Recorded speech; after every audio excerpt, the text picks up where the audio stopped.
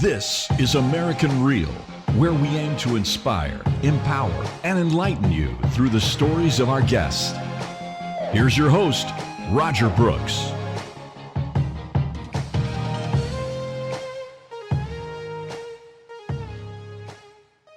What do you think about what's happening from a leadership standpoint here in the U.S. now? I think where we can do better is not being so polarizing. I don't think that everyone is polarizing. Our media, our government, they highlight the polarization. It's like, look at these group of extremists on this side. Look at this group of extremists on this side. And all they show is what these extremists are doing. But the majority of the people are not extremists. People like you and me, we're trying to do better for us, for our families, impacting people's lives in a positive manner. Can we focus on that for a little bit and not on the extremists? I mean, can we show, when we have people that are helping others? Because there's a lot of good that's going on in our country. Why can't we talk about that instead of this?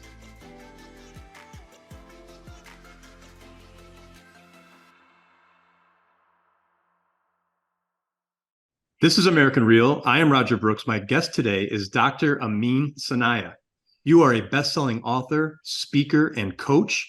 In addition, you are a driven and influential turnaround expert that excels in overseeing people, strategy, and organizational development within companies. You are also a champion for culture, building, and DEI. Dr. Amin, welcome to the show. Thank you for having me, and thank you for the great introduction. Absolutely. First off, I just want to, say congratulations on becoming a best-selling author. I know that happened very recently, so congratulations to you on that incredible feat. Just wonderful. What was that experience like? Thank you. It was a great experience. For me, is very surreal. Having the opportunity to have some success, but more so being able to put information out there that is going to grow leaders and hopefully develop our next generation of leaders. No doubt. And that's what we want to dive into today. I think it'd be great to learn just a little bit about you and your background. How did this, enter into your future? Like, how old were you when you started thinking about leadership and what you wanted to do for a career? That's a great question, Roger. So early on in my career, when I entered the workforce, I saw a big need because of my experience with good and not so good managers, mostly not so good managers. Me being a people person, I am about people and human connections, which is vital to what we do in society, and more so in the workplace. I decided, because of my experiences, to see, well, there has to be better ways of being able to manage. And as my research took me along, I learned that there's a big difference between being a manager and being a leader. One manages things, the other inspires people. And that I really resonated with that. And I wanted to be able to make that my life work. And how can I impact people's lives? And the way you can do it in masses is through being a leader and being the right type of leader with the right attributes. Yeah, no, it's so true. And I think about the different positions I've had throughout my career, and I'm sure everyone could relate to this, right? We all had, poor managers, and most of us hopefully had some really good managers, and the difference between the two just can be career changing for people. So, one question I had is, what do you think it is? Like, do you think the poor managers were put into a position without being ready, without any proper training? Is it ego? Is it a little bit of everything? What's your observation on why there are so many poor managers? That's a very interesting question, and it's one of the ones that I really looked at during my dissertation. So, what happens in most workplaces is that we have people that are specialists. They're really, really good at what they do. So, all right, great. You do a great job. So now we're gonna put you in a supervisory position, whether it's manager, supervisor, director. But that's a big step, and that's a whole different level of skill sets needed to be able to go from being a specialist to overseeing people. And we fail people, organizations fail people when they do that because they give them no proper professional training or give them the resources to be able to go to school and get some development, do some workshops. And that's how we end up in most organizations with the majority of the people that are in supervisory positions that don't have that skill set because they they don't know any better. So they learn on the fly, on the job training. Well, in those positions, you can't have that. You really can't. And what happens is innately as humans, we're great at something. So we want other people to do it the same way we do it, but we're human beings. We're unique unto ourselves. We can both, you and I can do the same thing, get to the same goals, but we go about it different ways. And when you develop that skill set as a leader, you learn that everyone is unique. Leadership can be situational depending on what the goal might be for the organization or where you are within the organization. If the organization is in turmoil, you have to have a specific style of leadership. And those are things that we put people in positions and they don't know that, so they try to figure it out as they go along. Right. And that's what I've experienced. And what does the employee do in, maybe you have some guidance or advice for them, but employees that have poor managers, um, again, just speaking from experience and seeing what some, people have done along the way, they may go to HR, right, and file a complaint.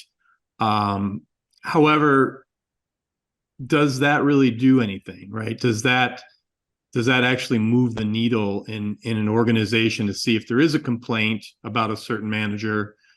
Are they going to reach out and see if they could get them the proper training, or do they just go through the paperwork and let it continue as is? It just, I don't, of course, different organizations do things different ways, but what have you seen out there from an HR standpoint when there is poor leadership, and how to improve it for not only that particular, say, manager or department, but company wide? Typically, what happens, what I've experienced is that is when it's brought to HR, they kind of work through that process with that supervisor, but they still don't get them the training that they need in order to get them to be a leader instead of just being a specialist, a super worker.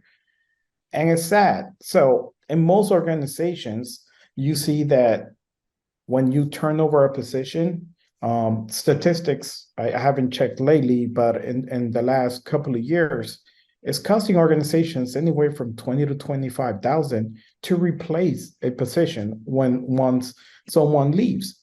Now, talk about, we went through a pandemic, great resignation. So you have all these turnover. Every organization, doesn't matter what industry, I mean, some industries more than others, but they have this constant turnover.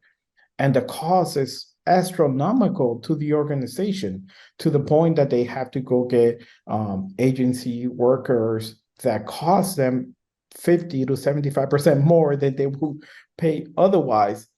And organizations are in this vortex of nonstop. And one of the things that can stop a lot of this is, oh, let's hit the reset. why don't we provide leadership development to our people? Because if you develop your people, if you have great leaders, your people are not leaving. Yeah. So when you work for an organization, are you working for XYZ Corporation?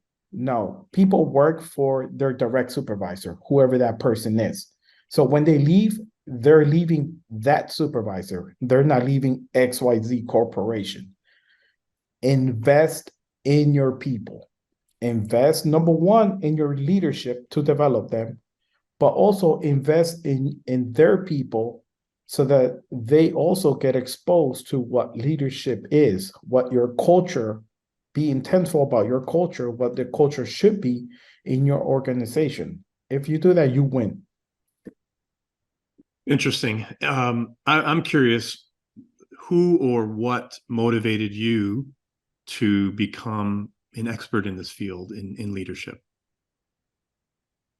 Oh wow, it's that's a really hard question.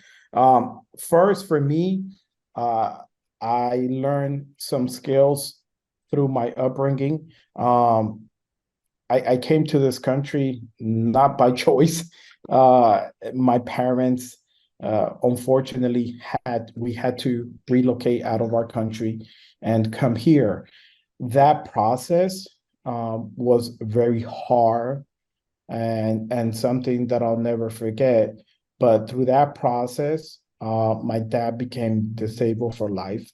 My mom went from being a university professor to working in a sweatshop, and seeing them persevere and not give up and still try to provide whatever they can to me, my late brother, and my sister, uh, that shaped my life.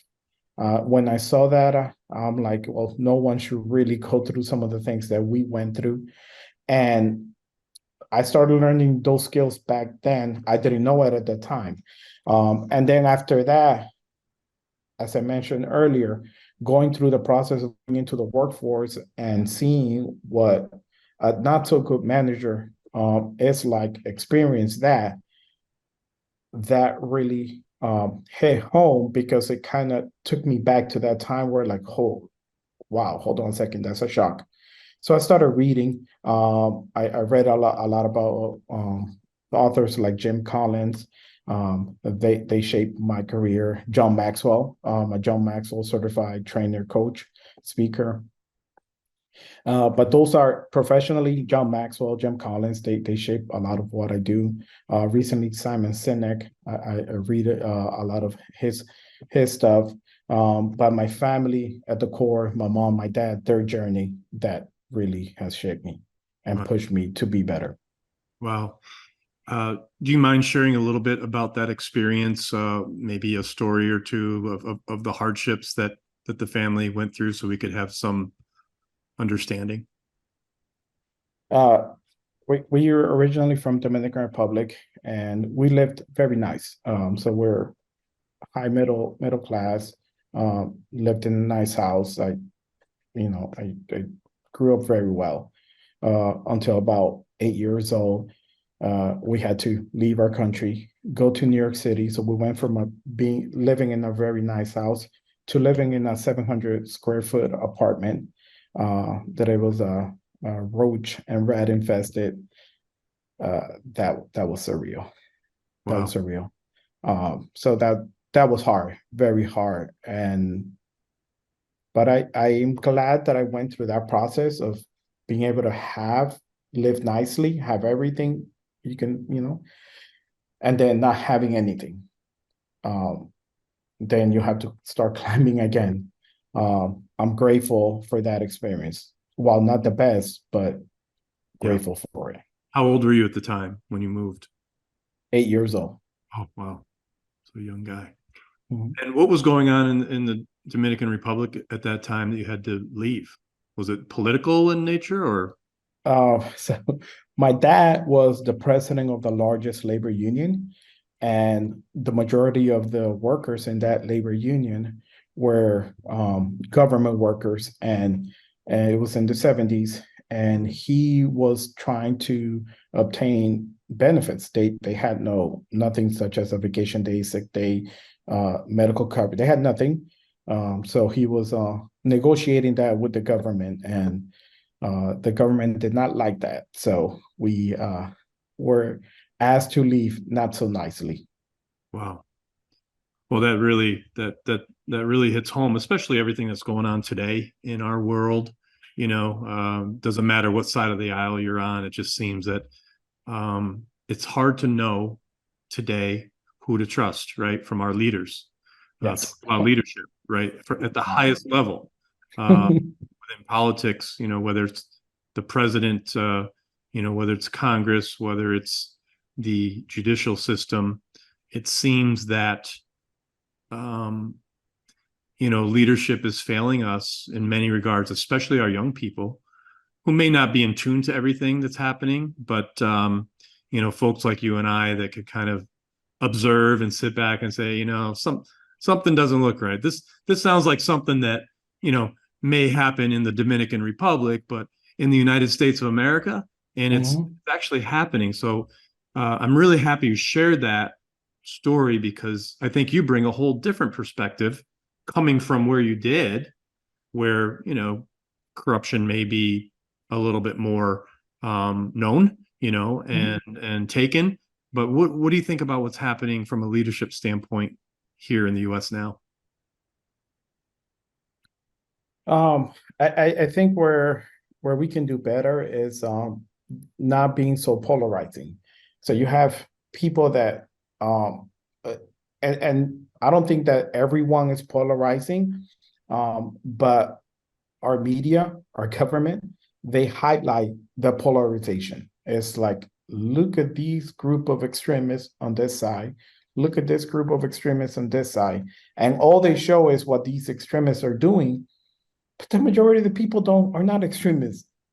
People like you and me, we're trying to do better for us, for our families, impacting people's lives in a positive manner. Can we focus on that for a little bit and not on the extremists? Do I need to, every time? I don't like getting on social media, but because of my work, I have to be on social media. I don't want to get on there and see some parade of stuff that should not be shown on social media. I mean, can we show, when we have people that are helping others? Because there's a lot of good that's going on in our country. Why can't we talk about that instead of this? Yeah, no, you're so right. You're so right. Okay, so let's talk a little bit about your book, and I know you have in there different values, right? You call it C.R.A.V.E. You even have a shirt right now that you're wearing that says C.R.A.V.E. So if you can Yes. walk us through that, what does C.R.A.V.E. mean? Where did that come from? And let's start out with C, with communication.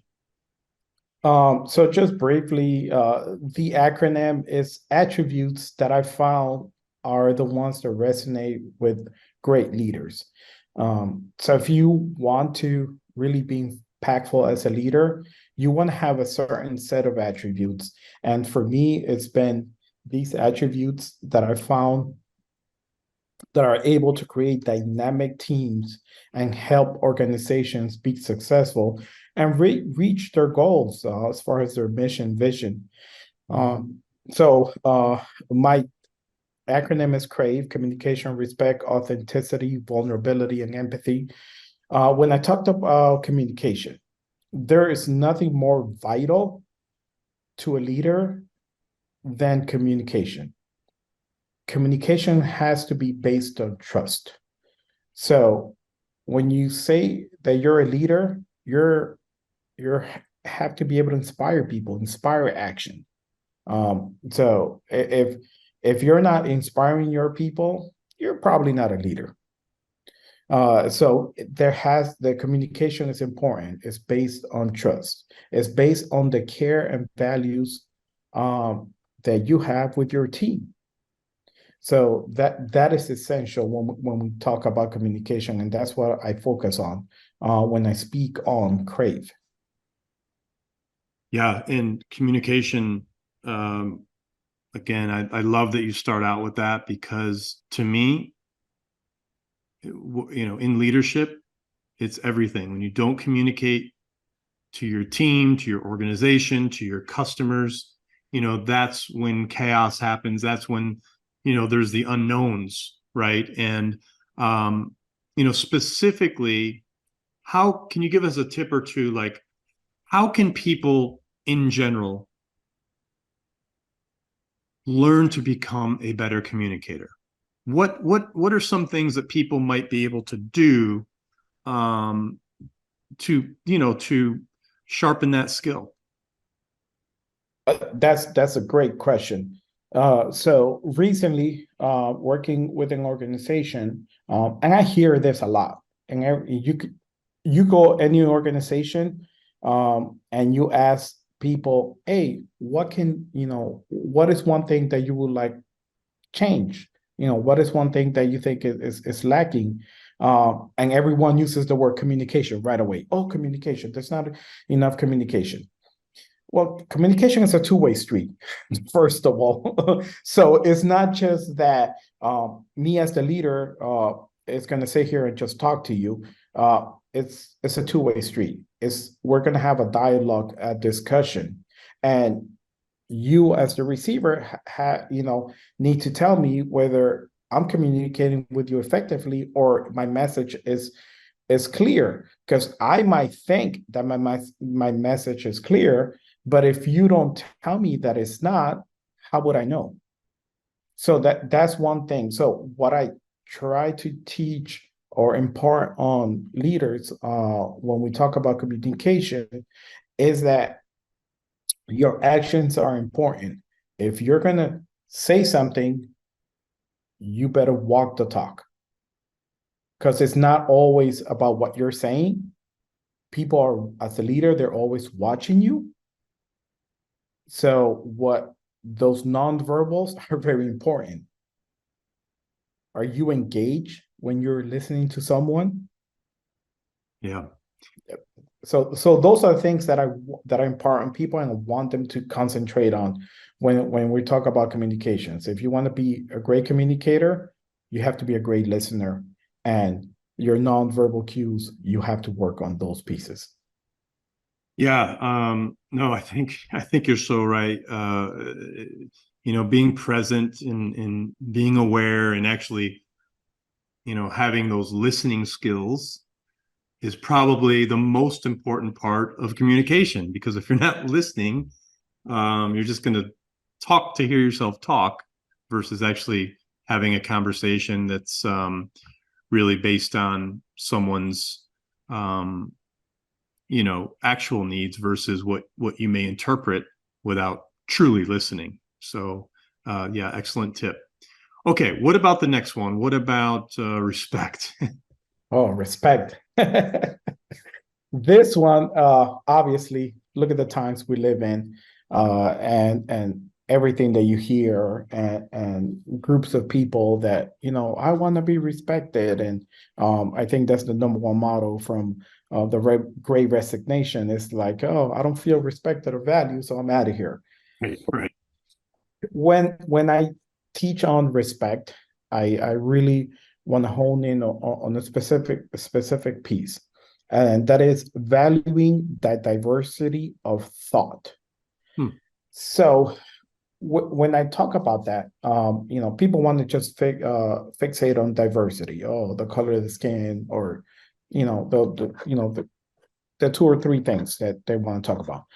Diversity of thought is the most important piece when we talk about respect and leadership. Why?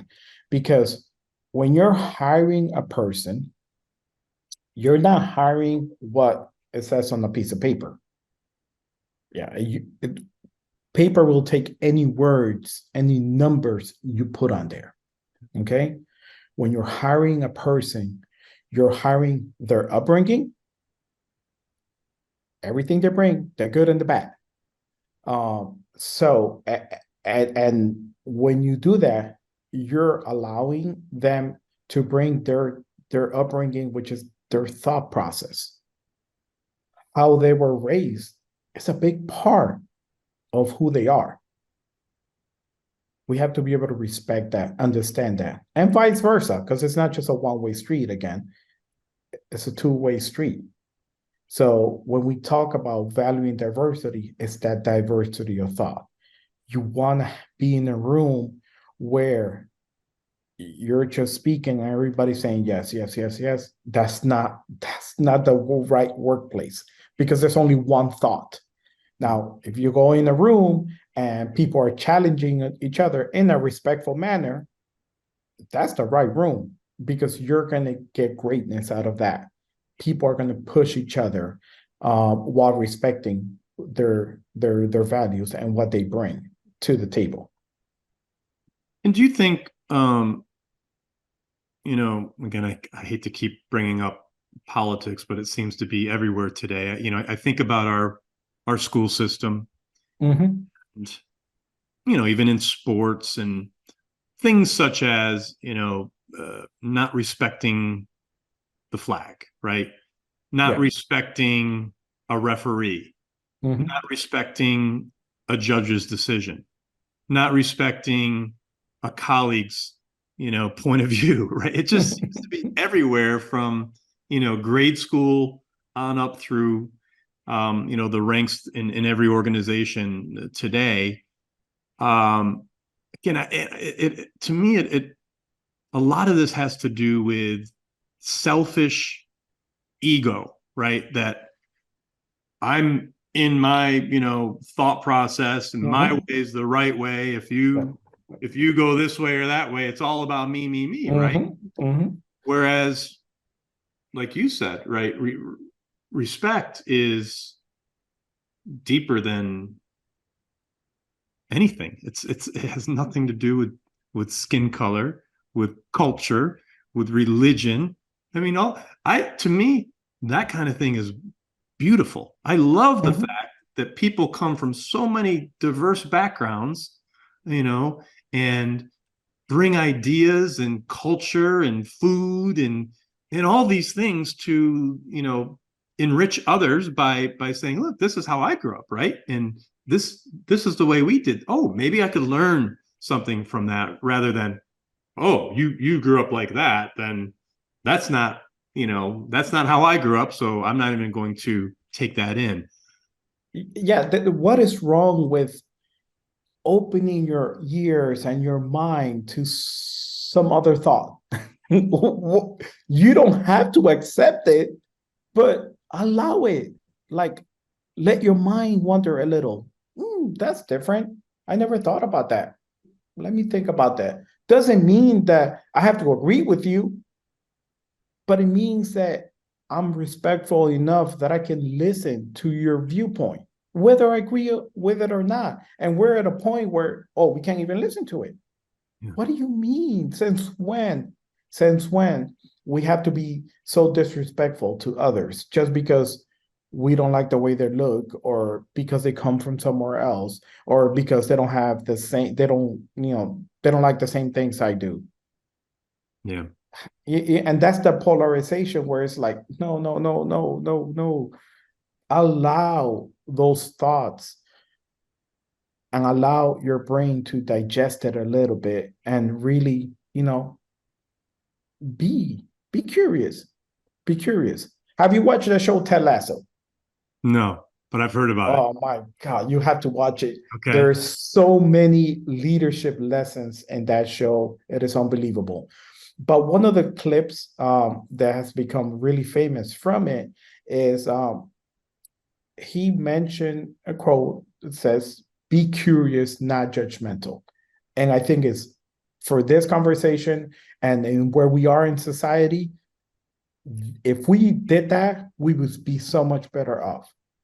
Yeah, I love it. Be curious. Allow the different conversations. It doesn't mean that you have to agree with all of them, but allow it. Let your mind wander a little. What is wrong with that? That's how you grow as a person. Great advice. That's great advice. Okay, so let's move on to your A as part of the C.R.A.V.E., which is authenticity. Oh man, authenticity. Uh Well, that's one thing that I'm all about. The authenticity and vulnerability, which will come next. But one thing that, again, in the workplace, we need to allow people to be who they are in a respectful manner. I mean, it's not that everything goes, but being who you are, bringing the whole of you. When you allow people to be who they are, you're going to get 100% of them. If you are going to say, oh no, I don't believe in the comments when people say that you are one person at home, you one person at work, you one person with your friends. Nah, I'm sorry. There's blurred lines. You are who you are. You can limit some of who you are at times, depending on the situation, but you are who you are. And if you want to get the best out of someone, for them to feel that they can be their best, they can use all their skills, they can bring all their creativity, you got to let them be authentic. Yeah. Bring it. You got to say it. Bring it on. Come on. Yeah. Be yourself. Allow people to be real, and you win. And you know what's interesting? I would bet to say that a vast majority, probably in the high 90 percentile of organizations, when they hire a new person, they're not talking about this. And they should be, right? So you hire a new person, to me, the first thing you say is, look, whatever you do here, be yourself. We want you to bring your perspective, your ideas, your background, all that to us. Be yourself. Because when it's not talked about, I think that's when the walls come up and people just don't know how to react. And then they get uncomfortable and they're trying to be someone that they're not. And they're trying to act like the guy down the hall, the gal down the hall. And then they find themselves in this place where, as you said, they're not the same person as they are at home or with their friends. Mm-hmm. So I'm just curious if you agree with me on the fact that this is something that needs to be celebrated and talked about, and especially with new hires, like, hey, like, we want you to bring yourself. We want you to be yourself in this workplace. And like you said, there's, of course, there's certain limits to that, but I think the main point here is just be who you are, because when you are who you are, that's when the magic happens versus hiding behind, the mask of someone that you're not. Yeah. So one of the things that we've seen I would say in the last 6 to 8 years, especially in our society, in our country, is that CYA. You have to, organizations have to do CYA. The people that work in the organizations have to do CYA, and they're documenting everything. Oh, look, this one looked at me wrong, and this one they did this to me. Now it becomes an adversarial, like you're going to work to look for stuff instead of going to work to actually do your work. Yeah.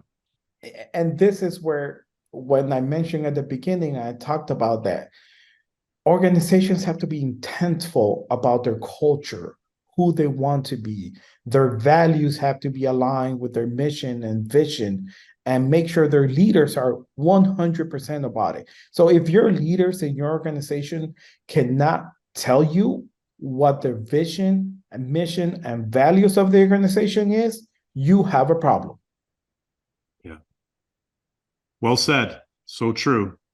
Okay, now I know you want to talk about this one as well, which is vulnerability. So in our society, being vulnerable means being weak, right? That's everybody wants to tolerate, to the two words. They're not. They're not. So if you want to be a leader, you have to be relatable to people. If I work in an organization and my boss, the leader of the organization, I cannot relate to that person, I can't reach out and touch them, That's a problem. So in being a leader, be vulnerable. Going to a meeting, make a joke about yourself. Going to a meeting, say, oh my God, yesterday I did this. What a horrible mistake. Now everyone else will be like, oh, okay, he's not a superhuman being, he's not God. Uh, he's not a godlike creature. He's human like us. Yeah. Now people feel a little bit more comfortable. And you create a culture where it's okay, you're gonna make a mistake. You know, you're not gonna fire you because you made a mistake. Now you get to be yourself a little bit more. So be vulnerable as a leader. There's nothing wrong with that. You don't be in a box and so uh, far distance from your people that they can't feel you. That they don't know anything about you. Now, I'm not saying that you're going to go there and you're going to spill your guts and tell your life story every single day and tell them what's going on in your life. That's different. But do some snippets. Allow people to get to know you. Be vulnerable. When people, feel that it's okay, they don't have to be fearful of you. They're going to be comfortable. They're going to be relatable. You get the best out of them. They get to be creative, bring different thoughts and ideas to the table. And would you say that that vulnerability is also true in taking some risks, whether it's in the workplace or maybe, even say writing a book, right? So writing a book may be somewhat vulnerable because you're doing something new. You're going outside of the box. You're putting your name on something. These are your words that, oh my gosh, what are people going to actually think? So does vulnerability play into risk taking also? Oh, without a doubt. Without a doubt. Yeah. I mean, being vulnerable, you're putting yourself on the line. So you are taking a big risk. But that's the cool thing about it, though. It shouldn't be bad. That's the cool thing about it. Put yourself out there. What's going to happen? Let's find out. Love it. Love it. All right. So let's bring this home with one of the most important words in here, and that's empathy. Yeah. So when a leader is empathetic, they're able to walk in their employees' shoes. For example, nowadays we have a lot of single parents that are in the workplace. A lot. When you see single parents or people that care for their parents, I care for my dad until his last days. And that's when you're a leader and you get to know your people, you know that they're a single parent or they're taking care of a loved one. Put yourself in their shoes. There's going to be days, if you're a single parent, there are going to be days that their kids are not going to want to get up. They're going to give them hell. They're going to be late. They're going to call off. They're going to have doctor's appointments. They're going to have things that go on in their life that affect their attendance, that affect when they can be at work. And if they're an integral part of your team, are you willing to lose that because you're not able to be empathetic a little bit and say, you know what, I need to give in a little because that's the human thing to do? Yeah. No, that's a great point. And one of the things I think about, and I know it's been talked about a lot, but would love to get your take on it too, is the differences between being sympathetic and empathetic, and maybe even using that same example with the employee as a single parent. Two words. Again, people want to correlate them to the one, and they're not. So you can be empathetic and being assertive with it. By yes, you're going to allow certain things. That doesn't mean that you're going to allow everything. That everything goes. So that also talks about that you're going to allow conversations to happen, but you're not going to allow it to be personal. So disagreeing without taking it personal. Yeah. That's having empathy. Yeah, it's so important today. So important. Okay, let's move into servant leadership.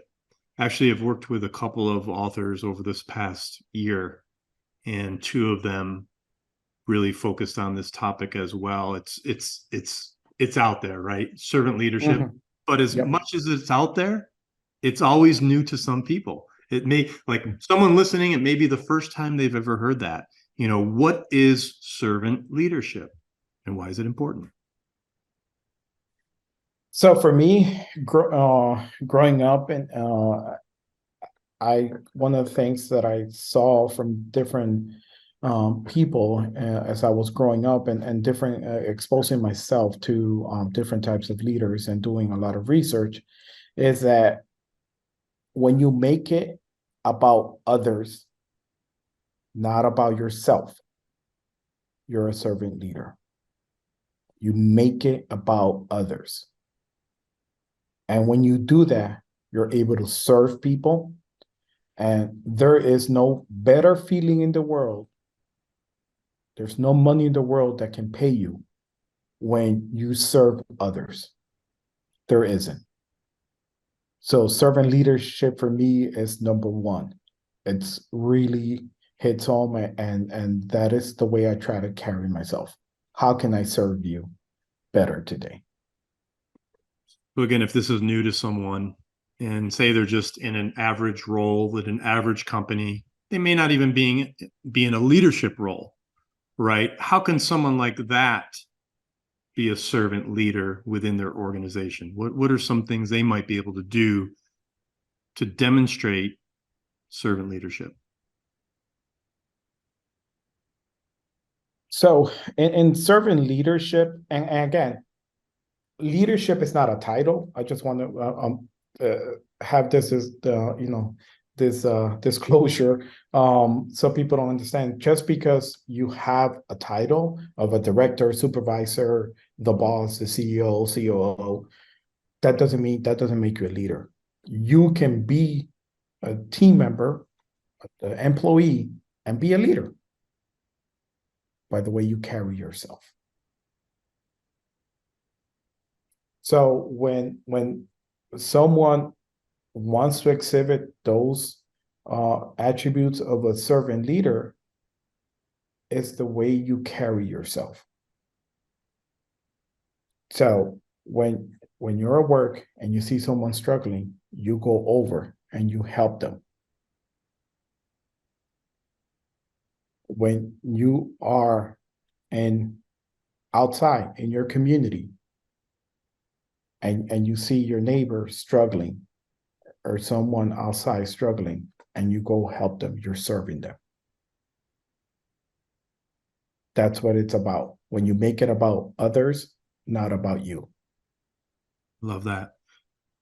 And I also think that this is relevant in the home, right? Teaching our Mhm. kids, leading by example.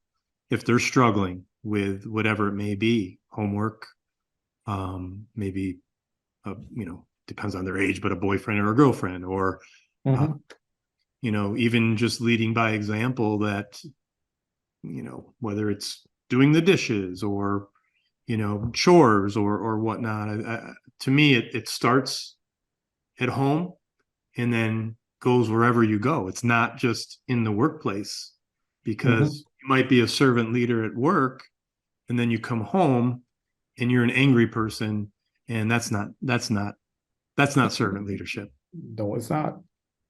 No, it is not. Yeah, that's why I mentioned the way you carry yourself into different situations. And it's again, you don't need a title for that.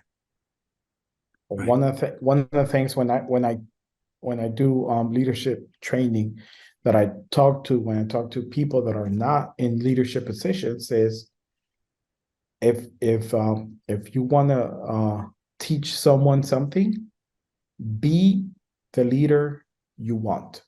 Behave how you want your leader to treat you. Now, I noticed, a lot of the things we're talking about today your approach, you have to have the right mindset, right? For this approach. And I know you talk about this a lot, having the right mindset. So what does that look like, right? How do you get in the right mindset? For someone that's in the wrong mindset, how do you even recognize that you're in the wrong mindset? Or if you're not even thinking about it, how do you get in this right mindset? So it's daily habits. So we as human beings are creatures of habits. We are what we do on an everyday basis. The reality we create is from what we do. We want to be able to build those good daily habits, those positive daily habits, to get into the right mindset. So you want to start your day off with positivity. So I know that there are certain days that I've gotten up and it's like either my alarm didn't go off or for whatever reason I was too tired and I get up late and all of a sudden, oh my God, no, wait. Oh, it's going to be one of those days. Guess what? It is going to be one of those days. You spoke it into reality. And, it's mind over body. Whatever is on your mind, that's the reality you create. So that doesn't mean that there's a way for you to stop that. No, we're human beings. We're going to do that. If we get up and we bang our foot on something, guess what? We're all of a sudden, oh my God, God. But it's what you do after that. So when when those bad thoughts, bad feelings, or bad things happen to you, practice gratitude. Hmm. Stop what you're doing. Stop your mind from racing into the negative, and be like, okay, let's get in a better mindset. Take a few minutes to gather yourself and just say, you know what? I'm thankful. I'm thankful because I'm alive. I'm thankful because I have health. I'm thankful because I have a great family. I'm thankful because I have a job. I'm thankful because I have a car. I'm thankful that there's sunshine. There's 50 million things you can be thankful for. So practice that. Cultivate that gratitude. That's going to get you in the right mindset and allow those negative thoughts to go away. You have to battle that because the way we grow up and some of the things that we see is that's what we see. So guess what? We're going to practice that. You have to rework, reframe your mindset in a way where you're doing that every day, even if you have to print it out and read it in the morning, read it at night, have it somewhere where you can remind yourself, be positive. The more you do that, the better it will be because now you're looking at things from a positive connotation versus a negative one. Yeah, and it just leads me to the title of your book, right, which is Empower Your Leadership. I really like that title because again, you're giving yourself permission, you're speaking it out loud. Mm-hmm. Okay, I'm going to empower my leadership, right? Everyone can do this. Everyone Mm-hmm. can empower themselves. They can empower their leadership. And it would be great to know if you could give us just a little insight as to what people can find in your book, why they may want to read it, and how it could help them learn to empower their own leadership. That's a great question and comment there. So some of the things that we talked about um, that I've mentioned is that you don't need a title to be a leader. So this book is not just for people in leadership positions or people aspiring to be leaders. These are very practical that you can use in your everyday life. The attributes that I talked about, C.R.A.V.E, you can practice that.